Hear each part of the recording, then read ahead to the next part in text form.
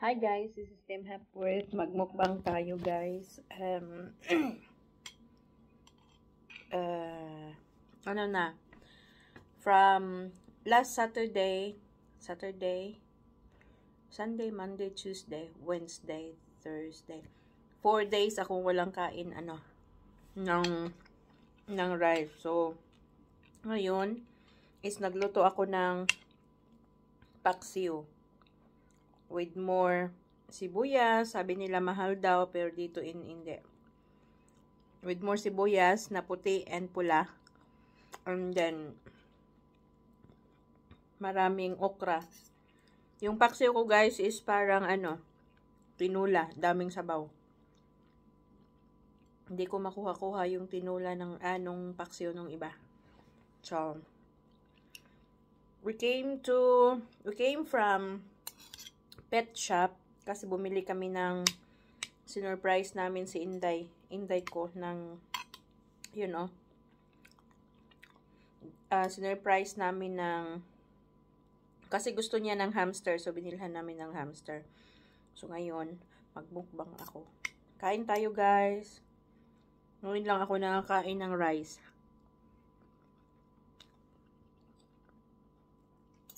And meron akong fish. So, yun. Bumili ako ng fish kanina sa Morrison. Yan lang, hindi siya fresh. Nagsiga at saka adik yung mata. Sobrang adik ang mata, pula-pula na. And madaming okra. Yung okra nila dito na binili ko is hindi fresh. Frozen. Lahat dito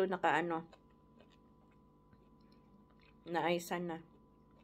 So, okay pa din. Lasa pa din okra. Ang layo kasi pagpunta ako sa sa market, need ko pang mag-travel ng almost an hour. Kung lang, 40 minutes by car, depende sa traffic, and then kung mag-bus, 1 hour mahigit. Yung okra ko is yung iba gahi. Tinitingnan ko yung hamster ko ba. Hindi man lumabas. So, si Mr. nagsundo kay Inday. Mamaya, pagdating, iwan ko kung anong reaction niya.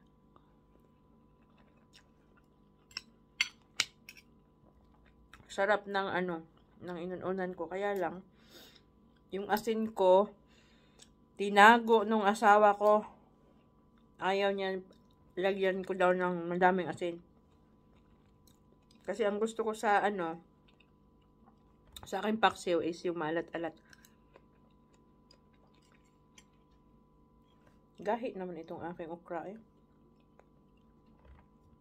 Yung hangin dito guys, 55 miles per hour. So, malakas. Hindi ako sumama, nagsundo kay Inday. Kasi sobrang nagutom ako ba. Iba pala no, kapag tayo is kumakain tayo ng merong rice every day, tapos hindi ka na makakain ng 4 days. Takpan ko lang siya ha, yung picture ni Inday. Hindi ka makakain ng 4 days. Yun.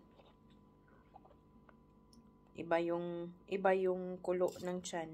Lagi ka lang biscuits, lagi ka lang bread. Hindi siya, naghahanap pa din siya ng carbohydrates. Although carbohydrates naman yung mga biscuit at saka pero iba yung rice talaga. Iba yung busog. Tapos na-laser ko na today yung aking coffee. Instead na 8 cups every day, ngayon naging 5 na lang. So 3 cups ko na. Kasi sobra pa, adik na talaga ako sa sa coffee. Saka alam mo bang gigising ako ng 1 midnight. 1 in the morning kasi inom lang ng kape. Yun sometimes gusto ko na magtrabaho na lang. Kasi sobrang powerful ang ang coffee. Ngayon, tinatry kong kumakain ba ng mabilis. Sandali, kuha lang ako ng aking ginamos.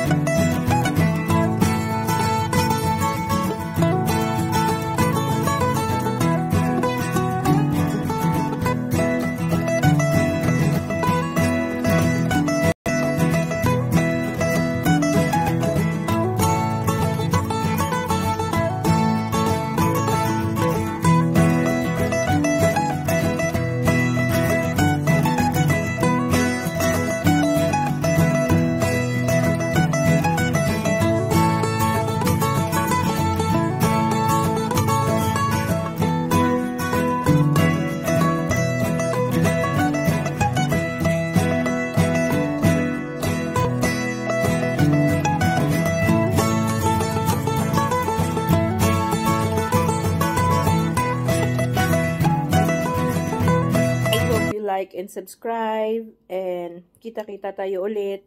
Bye! This is Tim Hepworth.